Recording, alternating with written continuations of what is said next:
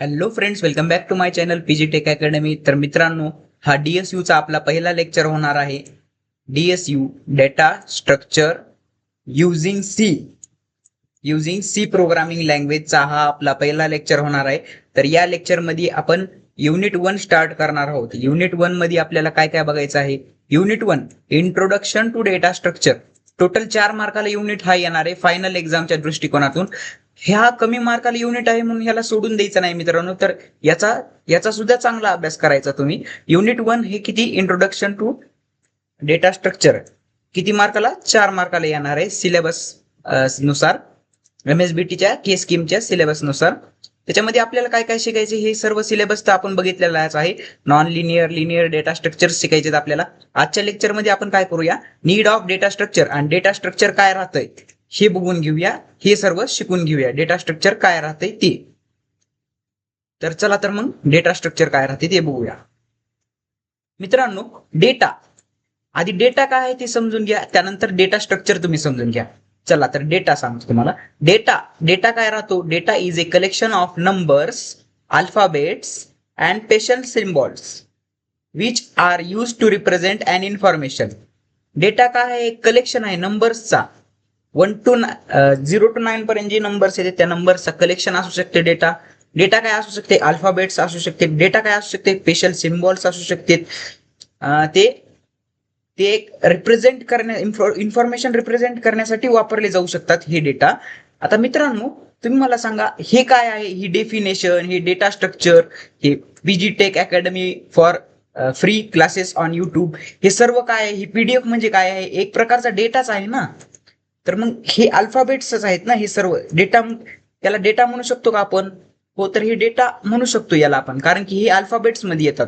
Numbers, alphabet आणि special symbols याला data म्हणतात, त्यांचं कलेक्शन. डेटा तुम्हाला समजलं. आता डेटा स्ट्रक्चर काय राहतं बघूया. डेटा तुम्हाला समजलं, डेटा स्ट्रक्चर. आता या डेटाला, ह्या नंबर्सला, अल्फाबेट्सला आणि स्पेशल सिम्बॉल्सला एका सिस्टमॅटिक वेने रिप्रेझेंट करणे म्हणजेच डेटा स्ट्रक्चर असते. हे पहा, ह्या सेकंड लाईन मध्ये आहे, the systematic representation of data. Data काय आहे, नंबर्स, अल्फाबेट्स आणि स्पेशल सिम्बॉल यांचं systematic representation in main memory. कम्प्युटरच्या मेन मेमरी मध्ये, जे की CPU मध्ये असते ती तुमची मेन मेमरी, त्याच्यामध्ये रिप्रेझेंट करणे data. Systematic representation of data in main memory is known as data structure. पहा, डेटाचं सिस्टमॅटिक रिप्रेझेंटेशन मेन मेमरी मध्ये करणे त्यालाच डेटा स्ट्रक्चर असं म्हणतात मित्रांनो. इथपर्यंत तुम्हाला समजलं.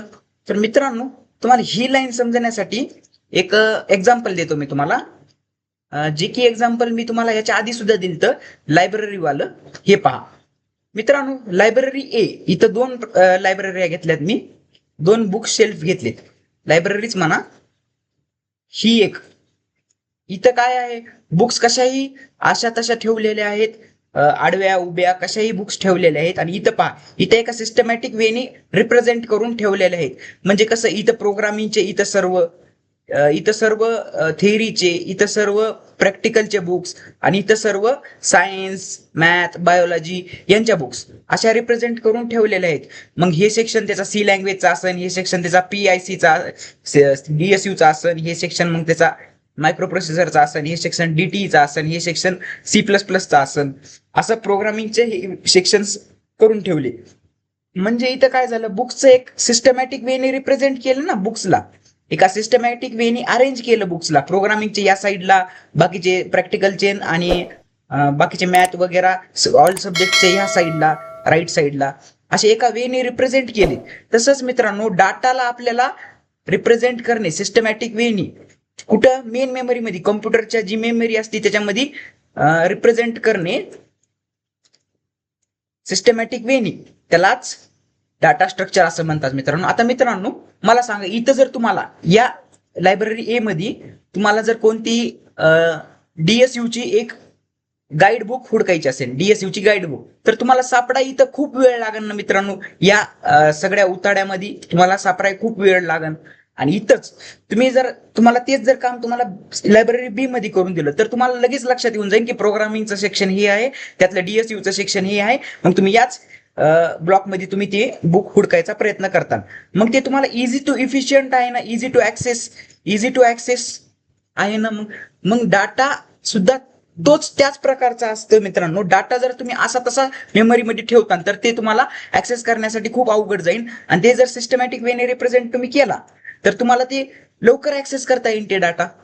म्हणजे तुम्ही आता स्टुडंट्सचं नेम, एज, रोल नंबर वेगवेगळ्या ठिकाणी ठेवले, सगळ्या स्टुडंटचा डाटा एकीकडे, टीचर्सचा डाटा एकीकडे, असे सगळे डाटे एकीकडे ठेवले, तर जेव्हा तुम्हाला स्टुडंटचा डाटा पाहिजे असेल तेव्हा तुम्ही स्टुडंटच्या ब्लॉकमध्ये जाऊन बघू शकतात ना की तुम्हाला दुसरे डाटा विचकायची गरज आहे. डाटा मग त्याच्याने काय होतं, इफिशियंटली ऍक्सेस करू शकतो आपण. कशाला? डाटाला. म्हणून तर म्हणलेलं आहे मित्रांनो इथं, the systematic representation of data in main memory, कम्प्युटरच्या main memory, is known as data structure.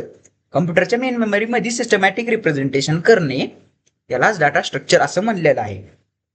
The proper arrangement of data is known as data structure. हे पण वाक्य बरोबर आहे. प्रॉपर अरेंजमेंट केली डाटाची तर त्याला डाटा स्ट्रक्चर असं म्हणू शकतो आपण.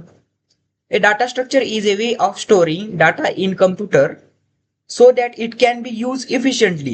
इथं ऍक्सेस इफिशियंटली बी लिहिलं, यूज अँड ऍक्सेस इफिशियंटली असं सुद्धा लिहिलं असतं तर जमलं असतं.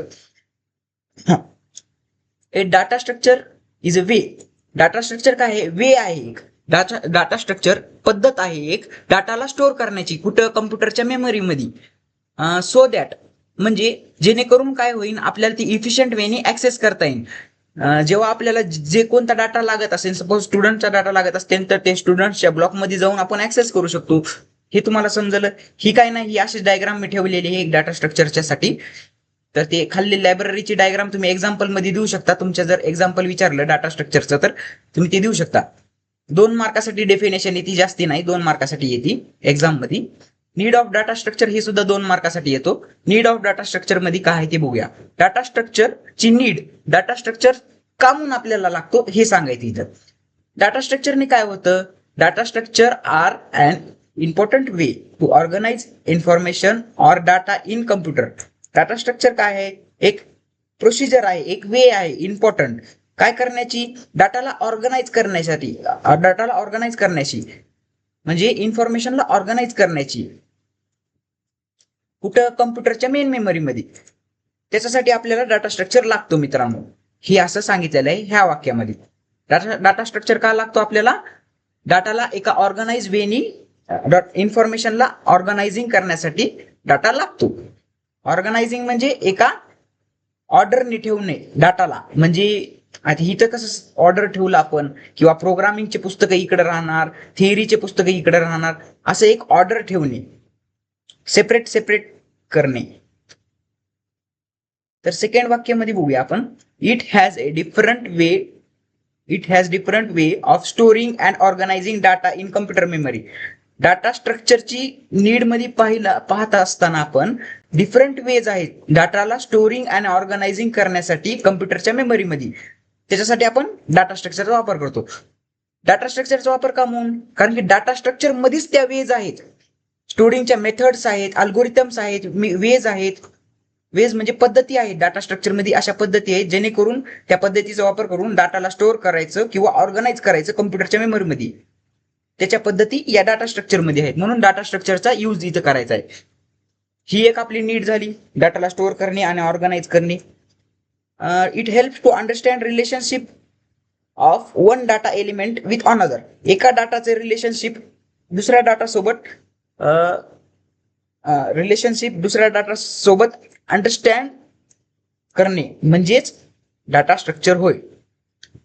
हे वाक्य समजून घ्या. डाटा स्ट्रक्चरचा उपयोग कसा होतो आपल्याला या वाक्यात थ्रू. हे वाक्य काय करतो माहिती का आपल्याला? डाटा स्ट्रक्चर काय करतो माहिती का आपल्याला? अंडरस्टँड करून देतो रिलेशनशिप, 2 डाटा एलिमेंट्स मधलं रिलेशनशिप आपल्याला समजून देतो. कोण? Data structure. डाटा स्ट्रक्चर थ्रूच आपण समजू शकतो किंवा या डाटा आणि त्या डाटा मधला रिलेशनशिप काय आहे, यांच्यात काय कॉमन आहे, ती ही लाईन एक्सप्रेस करत आहे. It helps to store data in proper manner. Proper manner मध्ये डाटाला स्टोअर करणे, त्याच्यासाठी आपण डाटा स्ट्रक्चर वापरतो. We need to store data in such a way that may grow and shrink dynamically. आता या लाईनीचा अर्थ समजून घ्या आधी. ग्रो अँड श्रिंक काय राहतं मित्रांनो? समजा सपोज एक ॲरे आहे, नाही ॲरे नाही नाही, सपोज तुम्ही ॲरेचं जाऊ द्या, ॲरेचं एक्झाम्पल नको, ते हार्ड आहे. एक मॉल आहे, मॉल, सपोज एक मॉल आहे. तिथं तुमच्या मॉलमध्ये कस्टमर एक प्रोडक्ट आहे, सपोज हे प्रोडक्ट आहे बॉटल, तुमची वॉटर बॉटल बरं का. किती रुपीजला असते? 10 रुपीजला. त्याची क्वांटिटी या मॉलमध्ये, त्याची क्वांटिटी वॉटर बॉटलची 100 आहे, 100 क्वांटिटी आहे. मग त्यातले कस्टमरनी काय केलं? 10 क्वांटिटी घेऊन गेलं कस्टमरनी. कोण? कस्टमर तुमचा, जो की त्याला पाणी बॉटल पाहिजे होती, त्या कस्टमरनी 10 क्वांटिटी घेऊन गेलं. मग तुमच्याकडे किती क्वांटिटी राहिली? बॉटल्सची या मॉलवाल्याकडे 90. मग मित्रांनो, ही क्वांटिटी होती, ही 100 क्वांटिटी होती, हे कुठं स्टोअर होतं? त्याच्या डाटामध्ये. मग ते डाटा इथं ग्रो, त्याने जर आणखीन त्याच्यामध्ये बॉटल ऍड केल्या असत्या, आणखीन 10 बॉटल ऍड केल्या असत्या, तर हे डाटा किती झाला असता? 110 बॉटल्या किती झाल्या असत्या त्याच्यापाशी? 110 बॉटल्या झाल्या असत्या. मग तिथं डाटा किती काय झाला असता? ग्रो. आणि जेव्हा कस्टमर ह्याच्याकडून 10 बॉटल्या घेऊन गेला, तेव्हा ह्याचा डाटा काय झाला? कमी झाला, म्हणजे श्रिंक. डाटा ऑटोमॅटिकली ग्रो झाला आणि डाटा श्रिंक झाला. त्याच्या वेबसाईटवरती त्याचा जो काही सॉफ्टवेअर असतो, त्याच्यावरती ते आपल्याला दिसत असतो की त्याच्याकडे किती माल राहिला आहे, किती बॉटल्स अवेलेबल आहेत, किती बॉटल्स त्याच्या कटल्या, अशा टोटल सगळं डाटा त्याच्या वेबसाईटवरती दिसत असतो आपल्याला, त्याच्या सॉफ्टवेअरवरती. मग त्याच्या सॉफ्टवेअरवरती काय होत आहे? Data dynamically grow and shrink होत आहे. डायनॅमिकली म्हणजे रिअल टाइमला. जेव्हा तुम्ही तिथं घ्यायला गेलो, तुम्ही लगेच 10 बाटल्या घेतल्या, 100 पैकी 10, मग लगेच तिथं मायनस होऊन क्वांटिटी तुम्हाला लगेच दिसणार. म्हणजे ते लगेच होत आहे ना, डायनॅमिकली होत आहे, रिअल टाइमलाच होत आहे. आता क्रिकेटची वेबसाईटवर तुम्हाला सगळं हे दिसतंय, तुम्हाला त्याचे स्कोअर बोर्ड हे ते. मग तिथं क्रिकेट तिकडे सुरू असते, तिथं जर विकेट पडली की मग इकडे लगेच विकेट दाखवून देते. मग ती वेबसाईट कोणती झाली? वेबसाईटवरती लगेच विकेट दाखवून देणं म्हणजे ती वेबसाईट कोणती झाली? डायनॅमिकली वेबसाईट, म्हणजे चेंजेबल. तिथं डाटा काय होणार? तुमचा ग्रो सुद्धा होणार आणि श्रिंक सुद्धा होणार. ग्रो म्हणजे वाढणार आणि श्रिंक म्हणजे कमी होणार. हे तुम्हाला समजलं? मग ते data grow and shrink, we need to store data in such a way data may can grow and shrink dynamically. Data स्ट्रक्चरचा वापर करून आपण डाटाला अशा पद्धतीने स्टोअर करू शकतो जेणेकरून ते ग्रो आणि श्रिंक डायनॅमिकली होत चालतोय. याच्यामुळे डाटा स्ट्रक्चरचा वापर करतो आपण. If we organise the information in some proper manner, then we can access it efficiently. पहा मित्रांनो, मी तुम्हाला लायब्ररीचं एक्झाम्पल सांगितलं होतं. इथं प्रॉपर मॅनर मध्ये मी तुम्हाला लायब्ररी ऑर्गनाइज केली. हे पहा, लायब्ररी बी मध्ये प्रॉपर मॅनर मध्ये सगळ्या बुक्स ऑर्गनाइज केल्या. मग ती आपल्याला प्रोग्रामिंगची जेव्हा बुक्स पाहिजे होती, डाटा स्ट्रक्चरच्या प्रोग्रामिंगची जेव्हा बुक पाहिजे होती, तेव्हा आपल्याला ती खूप इझी गेलं का नाही मित्रांनो? फाइंड करण्यासाठी इझी टू ऍक्सेस झालं ना, म्हणजे ऍक्सेस करण्यासाठी इफिशियंट झालं, म्हणजे खूप सोपं गेलं आपल्याला ऍक्सेस करण्यासाठी.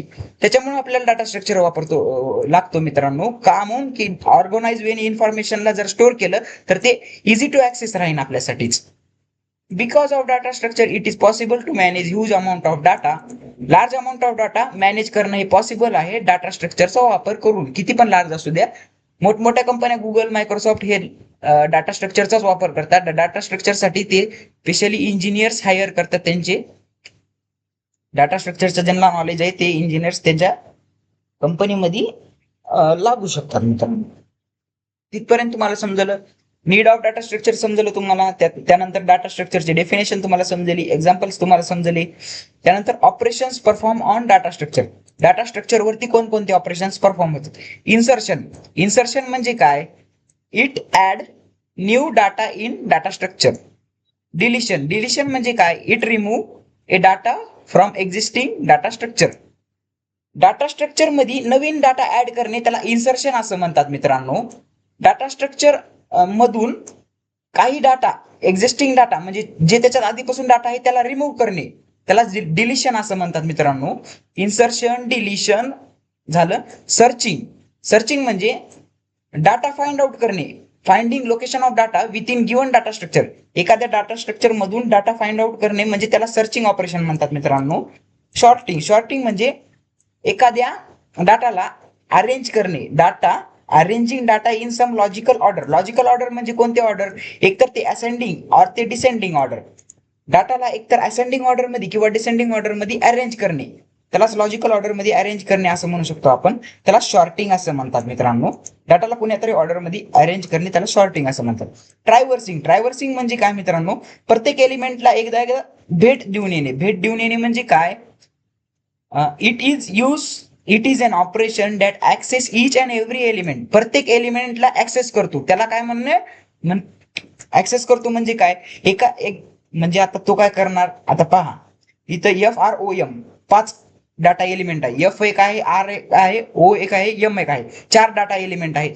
प्रत्येकाला ऍक्सेस करणार. F ला एकदा ऍक्सेस करणार, R ला एकदा ऍक्सेस करणार, O ला एकदा ऍक्सेस करणार आणि M ला ऍक्सेस करणार एकदा. तसं प्रत्येक एलिमेंटला ऍक्सेस करणे म्हणजे त्याला ट्रायव्हर्सिंग असं म्हणतात मित्रांनो. मर्जिंग म्हणजे काय, 2 PDF एकामध्ये मर्ज करतो आपण.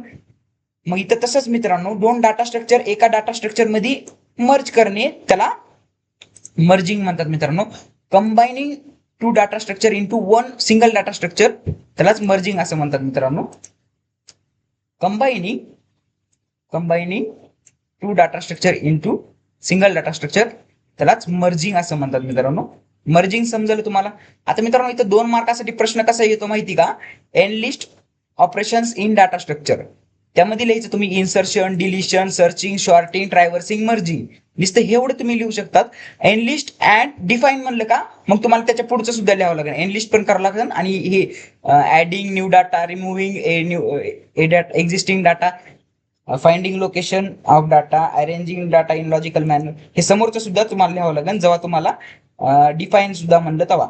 नीड मध्ये हे सुद्धा 2 मार्काला किंवा 4 मार्काला प्रश्न येतो आणि हे सुद्धा 2 मार्काला तुमचा प्रश्न येतो, डिफाईन डाटा स्ट्रक्चर म्हणून.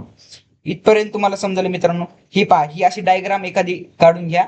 या डायग्राम मध्ये तुम्हाला सांगतो डाटा स्ट्रक्चरचे ऑपरेशन्स कोणती. Insertion, traversing. आता इन्सर्शन बघितलं. इन्सर्शन म्हणजे काय, adding new element in data.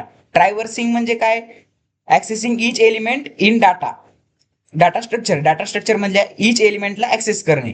Deletion म्हणजे काय, removing existing data from data structure मधून डाटा रिमूव्ह करणे त्याला डिलिशन असं म्हणतात. सर्चिंग म्हणजे एखादा एलिमेंट सर्च करायचा असेल आपल्याला तर त्याला सर्चिंग ऑपरेशन म्हणलं जातं मित्रांनो. शॉर्टिंग म्हणजे एखाद्या लॉजिकल वेनी अरेंज करणे डाटा स्ट्रक्चरला एका लॉजिकल मॅनरनी अरेंज करणे, एका ऑर्डरनी अरेंज करणे त्याला शॉर्टिंग असं म्हणतात. आणि 2 डाटा स्ट्रक्चरला कंबाईन करणे याला मर्जिंग असं म्हणतात मित्रांनो. इथपर्यंत तुम्हाला समजलं, हे आजचं लेक्चर तुम्हाला समजलं. होप की तुम्हाला इथपर्यंत तुम्हाला समजलं असेल. टोटल बघा, याचे 2 मार्क, याचे 4 मार्क आणि याचे 2 मार्क, टोटल आपण 8 मार्काचा आज कव्हर केलेला आहे मित्रांनो. आणि तुम्हाला आजचं लेक्चर समजलं असेल तर आपल्या चॅनलला लाईक करा, शेअर करा, सबस्क्राईब करा. पहिलंच लेक्चर होतं, जर नाही समजलं तरी पुढच्या लेक्चर्समध्ये आणखीनच क्लिअर होऊन जाईल. रिव्हिजन अपडेट्स चांगले भेटत राहतात आपल्या पीजीटेक अकॅडमीवरती. म्हणून आपल्या पीजीटेक अकॅडमीला लाईक करा, शेअर करा आणि सबस्क्राईब करा. होप की तुम्हाला आजचं लेक्चर समजलं असेल. Bye bye. जर काही डाऊट असेल तर कमेंट बॉक्समध्ये विचारा.